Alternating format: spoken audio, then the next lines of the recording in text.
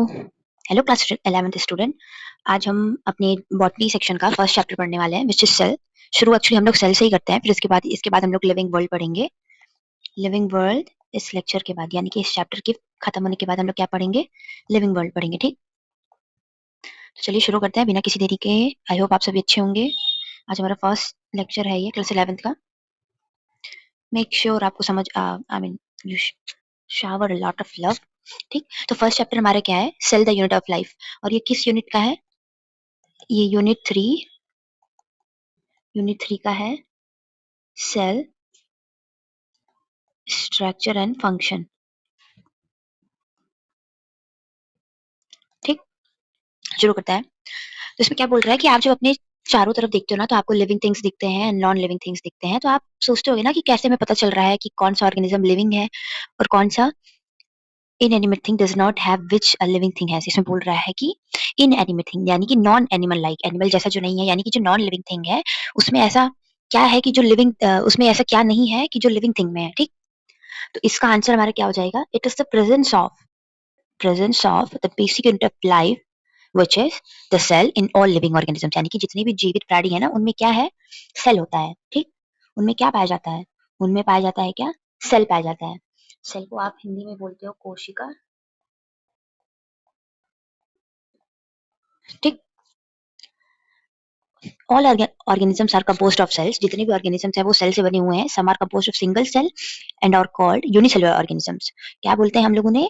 यानी कि जो ऑर्गेनिज्म सिंगल सेल से बने हुए हैं उनको हम लोग बोलते हैं unicellular organisms.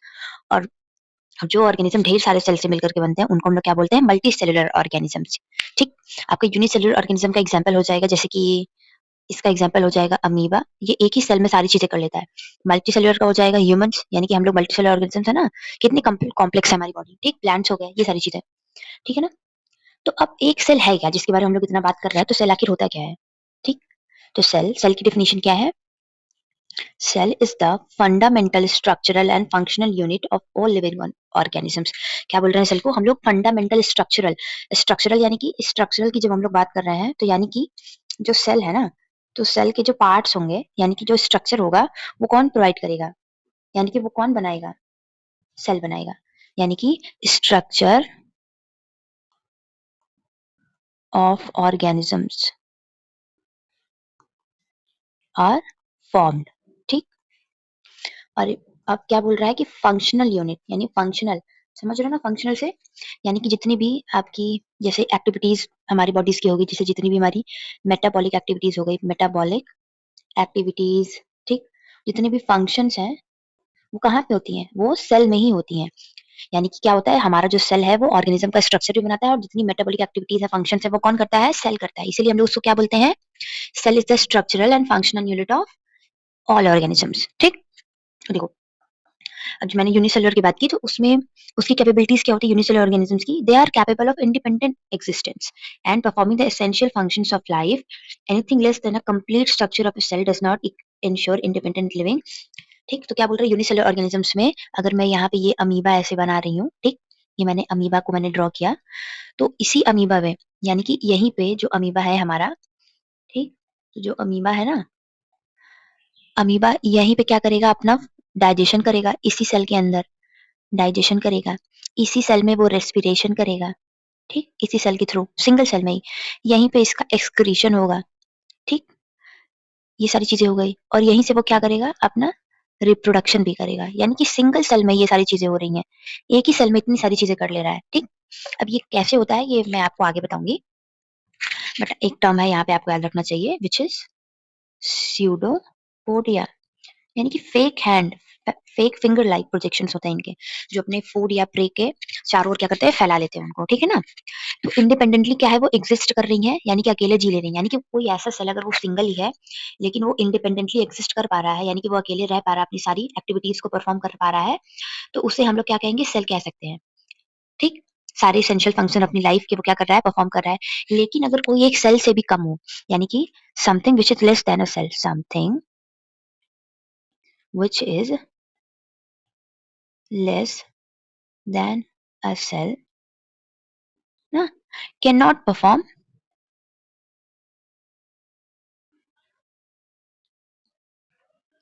basic living features, यानी कि तब वो क्या फीचर्स, तो सारी चीजों को वो परफॉर्म नहीं कर पाएगा, तो वो क्या हो जाएगा हमारा, वो नॉन लिविंग हो जाएगा ना।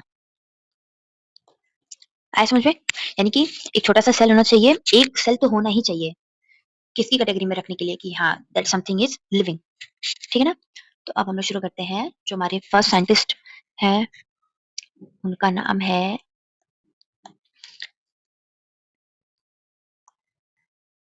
Robert Hooke.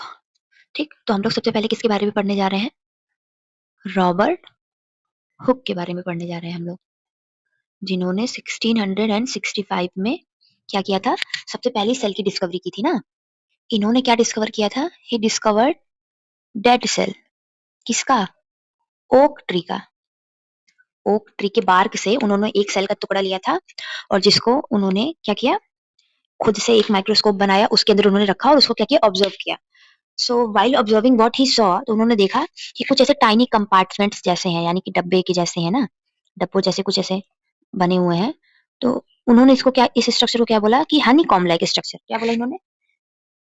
He called them Honey comb like structures. ठीक, तो जब वो डेड सेल्स है हमारा, तो डेड सेल है यानी कि देखो, अगर कोई भी डेड सेल अगर हम लोग अज्यूम कर रहे हैं, तो क्या उसके अंदर लिविंग एक्टिविटीज हो रही होंगी अंदर, यानी कि क्या उसके अंदर कुछ लिविंग कंपोनेंट्स होंगे? नहीं होंगे ना।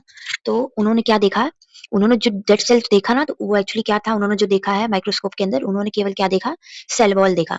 अब जो सेल वॉल देखा ना, तो यहाँ से भी आपका एक सवाल आपको बन सकता है कि अच्छा उन्होंने सेल वॉल ही क्यों देखा। देखो, उन्होंने एक ओक ट्री के अंदर देखा था ना, जो जो ट्री है उसमें सेल वॉल होता है, लेकिन जो एनिमल सेल होता है ना, यही फीचर है कि एनिमल सेल में जो होता है उसमें सेल वॉल नहीं होता है। ऐसा समझ में? यानी कि animal cell do not possess cell wall, whereas plant cell possess cell wall in various forms, यानी कि अलग अलग फॉर्म में होते हैं। ठीक है ना? अब देखो, अब डेड सेल के बारे में बात हो गई। हाँ, एक थोड़ा सा और एक इंटरेस्टिंग पॉइंट है। तो फिर इन्होंने जब ये सेल को देखा ना, जब ये सेल वॉल को देखा, तो फिर उसको उन्होंने सेल बोला, और उन्होंने इसके बारे में किस में लिखा? इन्होंने इसके बारे में एक बुक के अंदर लिखा। उस बुक का नाम है माइक्रोग्राफिया। क्या नेम है बुक का? उस बुक का नाम है माइक्रोग्राफिया। ठीक है ना? अब चलो, अब डेड सेल के बारे में हो गई, अब हम लोग मरे हुए सेल के बारे में पढ़ लिए। अब देखते हैं कि लिविंग सेल किसने डिस्कवर किया। तो living cell was discovered by AV Leeuwenhoek. किसने डिस्कवर किया था? AV Leeuwenhoek. तो the living cell was very firstly observed and described by whom? AV Leeuwenhoek. AV Leeuwenhoek ने डेड सॉरी लिविंग सेल के बारे में सबसे पहले स्टडी किया था। ठीक है ना? अब अगर कोई इसमें ईयर पूछे कि किस ईयर में इन्होंने किया था, तो ठीक जिस साल रॉबर्ट हुक ने अपना डेड सेल डिस्कवर किया था, उसी के ठीक 9 साल बाद, यानी कि उन्होंने डिस्कवर किया था ये 1674 में डिस्कवरी की थी। किसकी? लिविंग सेल की डिस्कवरी की थी। ठीक, उन्होंने ये किसमें देखा था?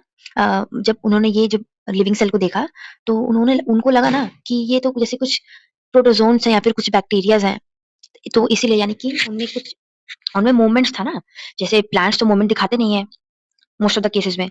तो उन्हें लगा जैसे कि ये कोई जानवर है, किसी जानवर की प्रजाति है, तो इसीलिए उन्होंने इन सेल्स को क्या बोला था, इसलिए उन्होंने इन लाइव सेल्स को बोल दिया था, ही कॉल्ड देम एनिमेक्यूल्स। क्या बोला था? एनिमेक्यूल्स। अब देख रहे हो ना, एनिमल शब्द आ रहा है यहाँ पे, एनिमेक्यूल्स। ठीक है ना? जैसे मॉलिक्यूल्स, एनिमेक्यूल्स यानी कि एनिमल का मॉलिक्यूल। ठीक है? अब देखो, अब सेल के बारे में, सेल की डिस्कवरी हो गई। ठीक, अब now the most important part of a cell is nucleus.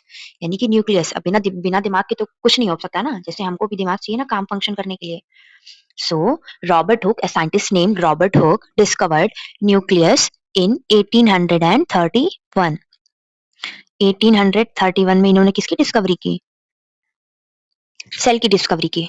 आप देख सकते हो ना इसके बीच में कितना गैप है, यानी कि जब वो, अब वो सेल है, सेल के अंदर न्यूक्लियस है, तो यानी कि न्यूक्लियस की साइज उससे भी थोड़ी छोटी होगी ना। तो काफी टाइम लगा जब तक थोड़े थोड़े जो हमारे माइक्रोस्कोप थे वो इवॉल्व करते गए, उनमें टेक्नोलॉजीज मतलब और ज्यादा वो अच्छे क्वालिटी के बनते गए।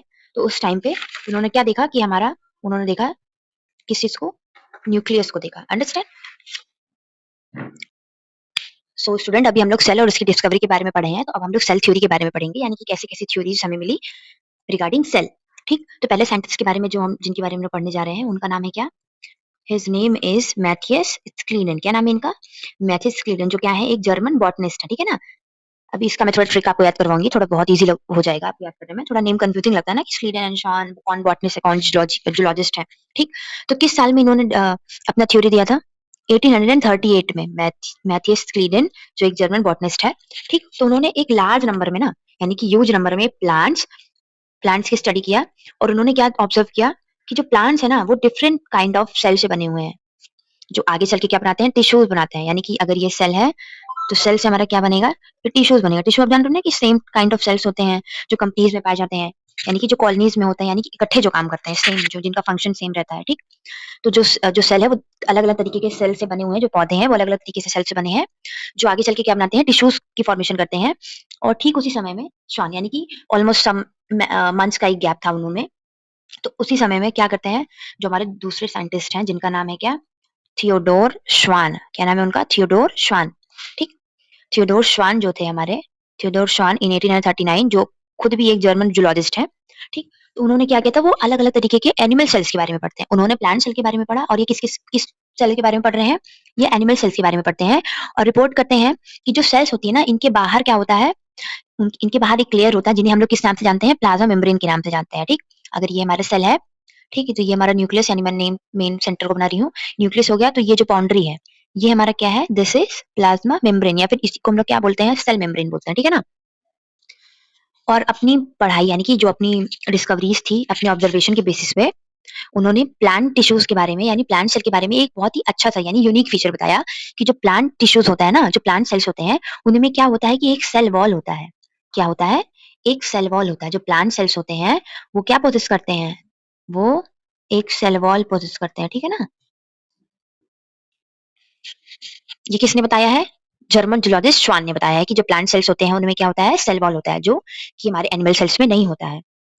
तो इसके अपने ऑब्जर्वेशन के बेसिस पे उन्होंने एक हाइपोथेसिस दिया। हाइपोथेसिस यानी कि एक परिकल्पना उन्होंने दी, जो कहती है कि the bodies of the animals and plants are composed of cells and products of cell। क्या उसमें बोलते हैं कि जो एनिमल्स हैं और जो प्लांट्स हैं वो किससे बने हुए हैं, सेल से बने हुए हैं, और जो सेल के जो प्रोडक्ट्स हैं, यानी कि जो सेल से मिलकर के जो चीजें बन रही है, उनसे बनी हुई है, ठीक है ना।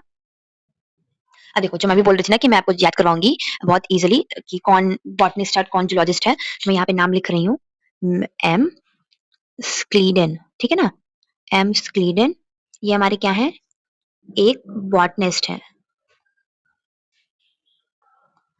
और ये जो हमारे हैं थियोडोर श्वान, ये क्या है, एक जर्मन जूलॉजिस्ट है, ठीक है ना। अब देखो, आपको पता है ना कि जो स्वान होता है, स्वान एक बर्ड होता है ना, बर्ड, जिसको हम लोग क्या बोलते हैं, स्वान बोलते हैं। हिंदी में इसको हम लोग हंस बोलते हैं शायद, ठीक। तो क्या है, जो हंस है वो एक तरीके का जानवर ही तो है।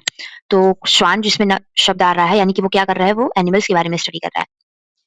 बहुत एकदम बच्चों जैसा ये ट्रिक खैर मैं बता रही हूँ, बट स्टिल बहुत काम आता है। बहुत लोग कंफ्यूज हो जाते हैं ना, कंफ्यूजन मिटाने के लिए तो बहुत अच्छा सा ट्रिक है ये, बहुत ईजी है, आपको रटना भी नहीं पड़ेगा, ठीक है ना। चलो, तो अब जब इन्होंने अपनी रेस्पेक्टेड फील्ड में अपनी स्टडीज की, यानी 1838 में हमारे स्वीडन साहब ने उसकी स्टडी की, ठीक है ना, प्लांट सेल के बारे में। जो 1839 में श्वान जो साहब थे, उन्होंने एनिमल सेल्स के बारे में पढ़ा, अपनी जो भी हाइपोथेसिस थी उसको उन्होंने दिया। फिर दोनों साथ में आते हैं, बोलते हैं क्या करते हैं कि अरे यार हम लोग तो सेम ही काम कर रहे हैं, तो चलो साथ में आकर के क्या करते हैं, अपनी इस थ्योरीज को क्या करते हैं, फॉर्मुलेट करते हैं, यानी कि दोनों लोग अपना मिला करके एक अच्छा सा सेल थ्योरी दे देते हैं, ठीक है ना। तो cell theory was given by Schleiden and Schwann, ठीक। तो एक क्वेश्चन बनता है कि हु प्रपोज्ड और who gave the cell theory, तो इसका क्या हो जाएगा, स्लीडन एंड श्वान, ठीक है ना। इन दोनों ने सेल थ्योरी दिया, बट द प्रॉब्लम वाज इन्होंने वो ये नहीं बता पाए कि जो नए सेल हैं वो बन कैसे रहे हैं। वो ये नहीं बता पाए कि जो नए सेल हैं वो बन कैसे रहे हैं, ठीक। तो है, अब एक और साइंटिस्ट आते हैं जिनका नाम है रुडोल्फ विर्को। क्या नाम है उनका? रुडोल्फ विर्को। कौन से साल में? 1855 में, ठीक है ना।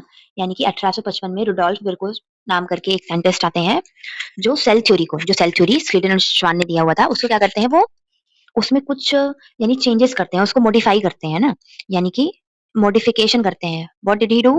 ही मॉडिफाइड उस सेल थ्योरी को, इसमें क्या करते हैं, मॉडिफिकेशन करते हैं, और उसमें ये चीजें ऐड करते हैं ना कि जो नए सेल्स है ना वो पुराने, यानी कि जो प्री एग्जिस्टिंग, जो पहले से सेल्स है ना, उन्हीं से नए सेल हमारे बन रहे हैं। तो उसी का एक ये ऐसा मंत्र है, आप मंत्र समझ लो कि उसको हम लोग क्या बोलते हैं कि ओमनिस सेलुला ई सेलुला, यानी कि जो पहले के जो सेल्स हैं, पहले के सेल से ही हमारे नए सेल्स बन रहे हैं। ठीक? यहाँ पे देखो, that cells divide and new cells are formed from pre existing cells, यानी प्री जो पहले से सेल्स हैं उनसे ही नए सेल बन रहे हैं।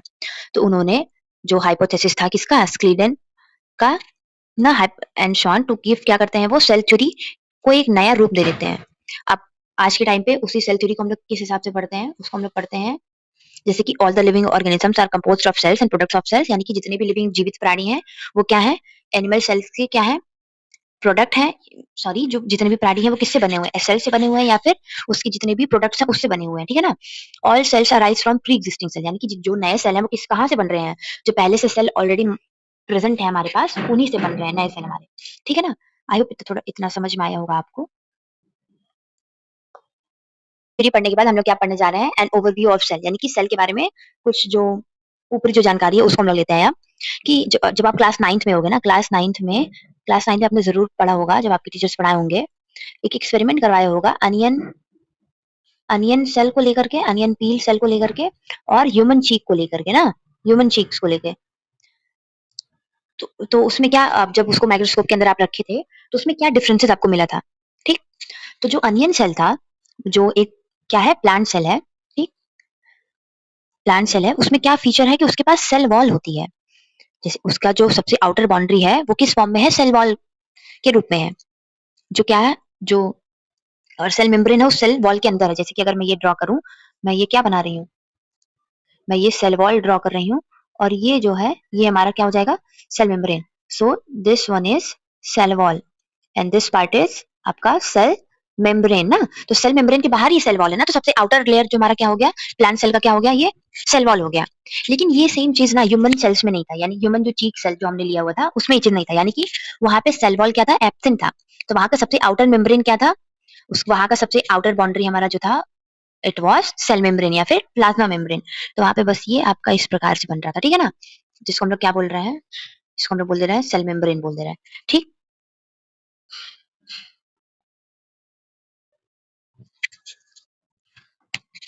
Inside each cell is a dense membrane bound structure called nucleus. क्या बोल रहा है कि हर सेल के अंदर एक डेंस, यानी कि एकदम गहरा सा, गाढ़ा सा क्या होता है, मेम्ब्रेन बाउंड स्ट्रक्चर, गहरा सा मेम्ब्रेन बाउंड, यानी कि उसमें क्या होता है कि मेम्ब्रेनस होता है, उसके ऊपर क्या होती है, मेम्ब्रेन्स होती हैं।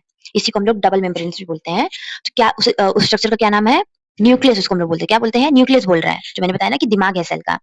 तो जो न्यूक्लियस है वो क्या कंटेन करता है, वो क्रोमोसोम को कंटेन करता है, और क्रोमोसोम क्या कंटेन करता है, आपका genetic material which is DNA, यानी कि आपके जितने भी जेनेटिक मटेरियल्स हैं वो कहाँ पे रिलाई कर रहा है, आपका कहाँ पे रिसाइड कर रहा है, न्यूक्लियस में आपका रिसाइड कर रहा है, ठीक है ना। सेल्स, अब देखो, अब हम लोग न्यूक्लियस के बारे में पढ़ रहे हैं, तो अब कुछ तो डिफरेंसेस हो सकता है ना, कि अच्छा, कि हो सकता है कि किसी में जो है वो न्यूक्लियर मेम्ब्रेन हो, किसी में ना हो, तो ये पढ़ेंगे हम लोग कि सेल, ऐसी सेल जिनमें क्या होती है, न्यूक्लियर बाउंडेड मेम्ब्रेन होती है, यानी कि जिनमें न्यूक्लियर मेम्ब्रेन होता है उनको हम लोग क्या बोलते हैं, यूकेरियोटिक बोलते हैं। और जिनमें वो मेम्ब्रेन नहीं होता है उसको हम लोग क्या बोलते हैं, प्रोकैरियोटिक बोलते हैं ना। यूकेरियोटिक एंड प्रोकैरियोटिक बोलेंगे। देखो, डिफरेंसेस ये मैं बता रही हूँ, अभी सुन लो, फिर आगे आपका टॉपिक आएगा उसमें मैं और अच्छे से बताऊंगी कि जो प्रोकैरियोटिक सेल्स होते हैं उनमें क्या होता है कि न्यूक्लियर एनवेलप या फिर जो आपका न्यूक्लियर मेम्ब्रेन है वो एब्सेंट होता है, और उनका जो न्यूक्लियस होता है वो बहुत ही ज्यादा वेल डिफाइंड नहीं होता है, यानी कि बहुत अच्छा सा अभी एकदम डेवलप नहीं हो पाता है, ठीक है ना। और जो आपके मेम्ब्रेन बाउंड ऑर्गेनल्स, यानी कि जो ऑर्गेनल आपके सेल के अंदर पाए जा रहे हैं, जरूरी नहीं है कि उनके ऊपर एक अलग से लेयर होगा, यानी कि मेम्ब्रेन होगा। जो यूकेरियोटिक सेल्स के केस में क्या होता है, प्रेजेंट होता है, यानी कि यूकेरियोटिक में आपके मेम्ब्रेन बाउंड ऑर्गेनल्स पाए जाते हैं, आपका न्यूक्लियर एनवेलप वहां पे मिलता है, और वेल डिफाइंड न्यूक्लियस होता है, कहाँ पे, यूकेरियोटिक में। बट दोनों में एक सिमिलैरिटी क्या है, कि उन दोनों में एक सिमिलैरिटी ये है कि एक non membranous organelle which is ribosome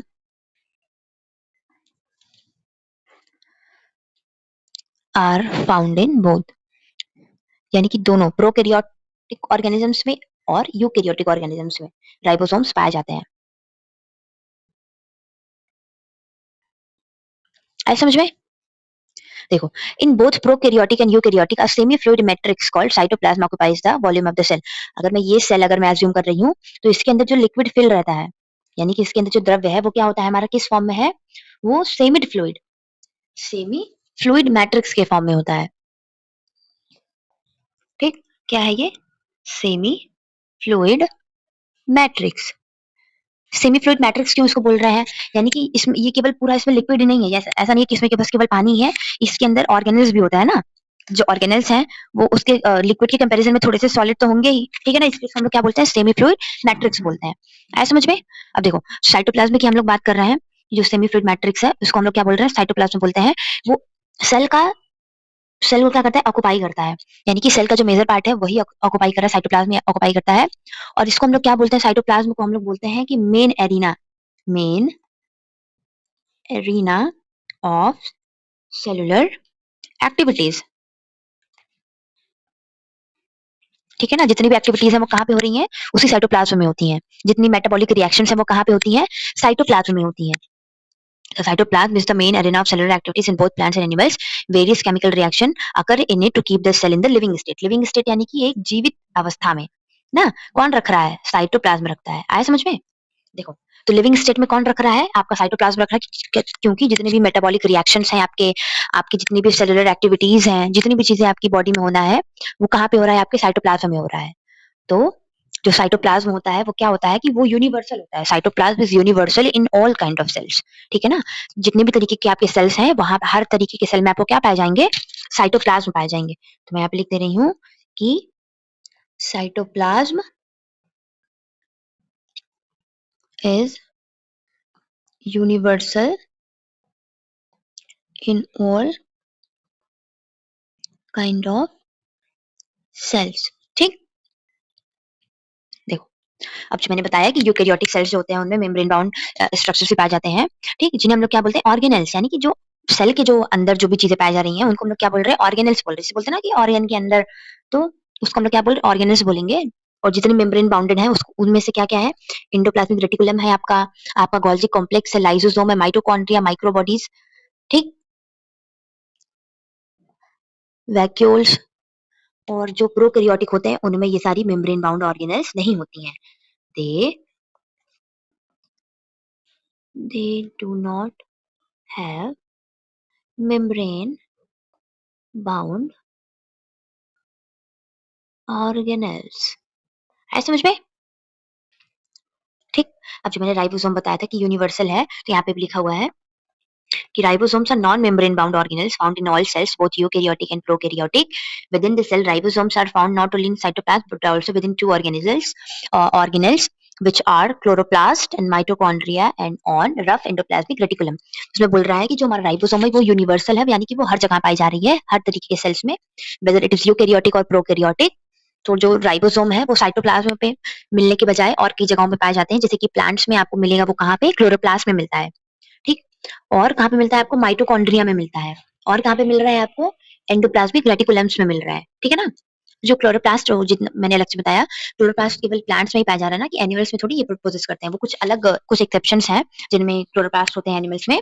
ठीक है ना, चलो इतना हो गया। फिर अब जो एनिमल सेल्स होते हैं उनमें कुछ नॉन मेम्ब्रेन बाउंड ऑर्गेनल्स होते हैं, जैसे कि आपका centrosome.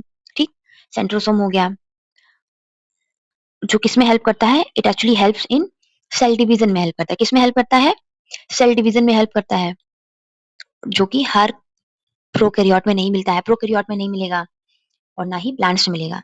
Centrosomes not found in prokaryotes और प्लांट्स। ठीक है, आया समझ में? चलो, अब इतनी ओवरव्यू हमने ले ली, सेल के बारे में हमने इतनी जानकारी ले ली है। अब हम लोग क्या करेंगे, हम लोग मूव करेंगे नेक्स्ट पेज पे। यहाँ पे देखो आपके रेड ब्लड सेल की क्या शेप है, white blood cell, columnar epithelial cell, ये आप एनिमल टिश्यू में पढ़ोगे। ठीक, व्हाइट ब्लड सेल आप जब ये ब्लड वाले चैप्टर पढ़ोगे, यानी कि ब्लड सर्कुलेटरी सिस्टम वाला, आप जो ब्लड सर्कुलेशन पढ़ोगे जब उसमें आप पढ़ोगे, ब्लड का टॉपिक जब आप पढ़ोगे, ये भी आप ब्लड वाले में पढ़ोगे। ये जब आप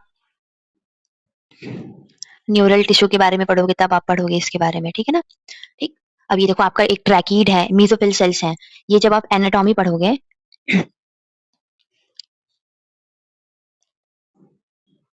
प्लांट्स की जब आप एनाटॉमी पढ़ोगे आप इन उसमें पढ़ोगे ये सारी चीजें। ठीक है ना, तो चलिए शुरू करते, अब यहाँ से हमारा यानी कि जो साइजेस हैं, जो हमारा सेल है वो किस तरीके का हमको सेल मिलता है, किस तरीके का सेल नहीं मिलता है। जो सेल है ना उनके अलग अलग तरीके, अलग अलग शेप्स हैं, उनके अलग-अलग साइजेस हैं। उनकी शेप एंड साइजेस वैरी करती है कि वो किस तरीके का काम कर रहे हैं, ठीक? जैसे कि हमारा इसमें पहला क्या है माइकोप्लाज्मा। पहला क्या है हमारा माइकोप्लाज्मा, जिसे जिसे हम लोग क्या बोलते हैं कि वो सबसे छोटा सेल है। क्या है? स्मॉलेस्ट सेल है, जिसकी लेंथ कितनी है 0.3 माइक्रोमीटर इन लेंथ, और उसकी जो साइज है यानी कि जो पीपीएलओ है एक तरीके का वो भी माइकोप्लाज्मा होता है, उसका साइज कितना होता है आपका 0.1 माइक्रोमीटर। मुझे लगता है अभी कुछ बच्चे नए होंगे जो पहली बार ही शायद पढ़ रहे होंगे, तो फिर उनको शायद यूनिट कन्वर्जन थोड़ा-सा मे बी थोड़ा टफ लग रहा हो। तो ये जो 0.3 माइक्रोमीटर है ना, तो इसको हम लोग लिख सकते हैं 0.3 into 10 to the power -6 metre, ठीक? यानी कि ये 3 into 10 to the power -7 metre, यानी इतना छोटा है ये, ठीक? और ये क्या है? उसकी लंबाई है, लेंथ है ये, किसकी? माइक्रोप्लाज्मा की।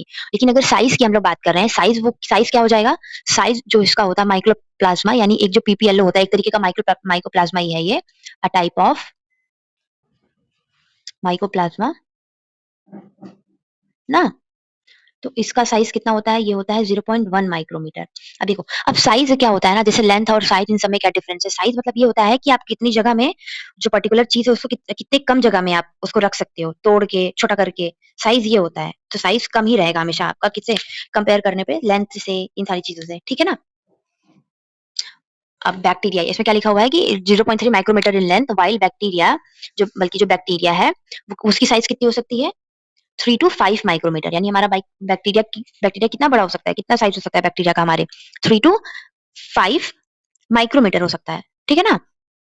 अब देखो, ये चीज तो आप क्लास 9 से पढ़ते आ रहे हो और मे बी शायद उससे पहले से ही कि जो लार्ज सबसे बड़ा आइसोलेटेड सिंगल सेल है उसको हम लोग क्या बोलते हैं? ऑस्ट्रिच का अंडा ना, जो एग होता है ऑस्ट्रिच का उसको हम लोग बोलते हैं कि लार्जेस्ट आइसोलेटेड सिंगल सेल, यानी कि एक सेल जो है सिंगली जो हमको मिल रहा है सबसे बड़ा आइसोलेटेड यानी कि अकेला, तो क्या कौन सा होता है हमारा वो ऑस्ट्रिच का होता है अंडा, ठीक है ना? अब देखो यहाँ पे लिखा हुआ है among multicellular organism human red blood cells are 7 micrometres in diameter, यानी कि जो आरबीसीज है हमारा these are 7 micrometres in diameter, उनका डायामीटर कितना है 7 माइक्रोमीटर। अगर डायामीटर इतना है तो रेडियस ऑफ कोर्स कितना होगा? रेडियस हो जाएगा हमारा 3.5 माइक्रोमीटर ना, रेडियस हाफ होता है ना डायमीटर के, ठीक है ना? अब देखो यहाँ पे मैं पहले आपको आरबीसी दिखा रही हूँ, ये देखो ये क्या है आपके आरबीसी के सेल्स हैं, क्या है? आरबीसी के सेल हैं जो कैसे होते हैं? राउंड होता है, कैसे? ये होता है हमारे round and by concave. By concave यानी बाई दो जगह से धसा हुआ, ये थोड़े धसे हुए होते हैं, कनकेव केव, ठीक है ना? जैसे बालूशाही बोलते हैं ना कि बालूशाही जो मिठाई होती है उसका शेप होता है, ठीक? अब यहाँ पे व्हाइट ब्लड सेल है वो किस शेप्स में होते हैं? एमीबॉइडल, यानी कि इर्रेगुलर शेप में होता है। किसमें होते हैं? इर्रेगुलर शेप होता है, इनका कोई शेप फिक्स नहीं होता है ना, किसका? व्हाइट सेल जो हमारे व्हाइट ब्लड सेल्स हैं उनका, ठीक? ट्रैकीड हमारा जो हो गया लंबा सा होता है, ढेर सारे क्या जो उसमें यानी कि जो ट्रैकीड हमारा वो क्या होता है? वो डेड होता है। ये क्या है हमारा? ये डेड है। इनमें कोई न्यूक्लियस नहीं होता है, नो न्यूक्लियस,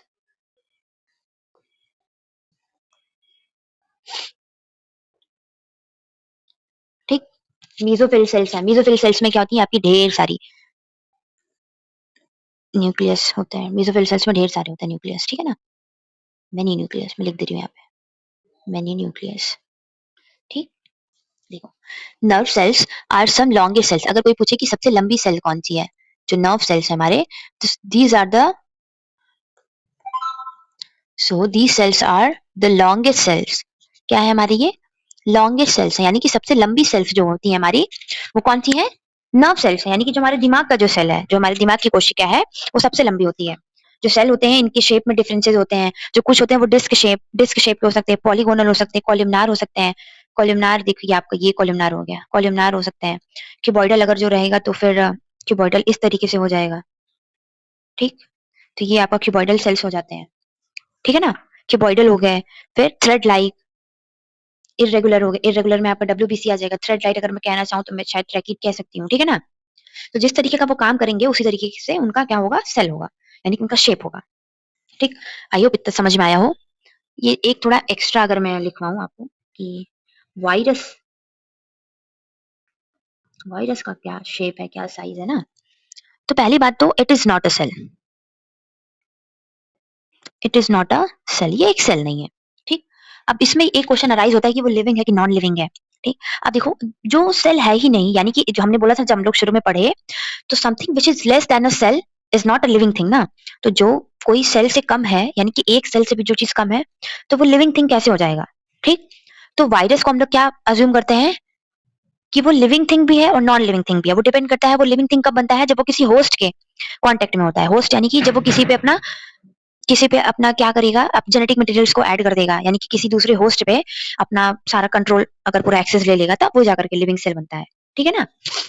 अब देखो, ये है, इसकी साइज क्या है, तो इसकी साइज 0.02 से 0.2 माइक्रोमीटर, कितना छोटा है ना ये, ठीक?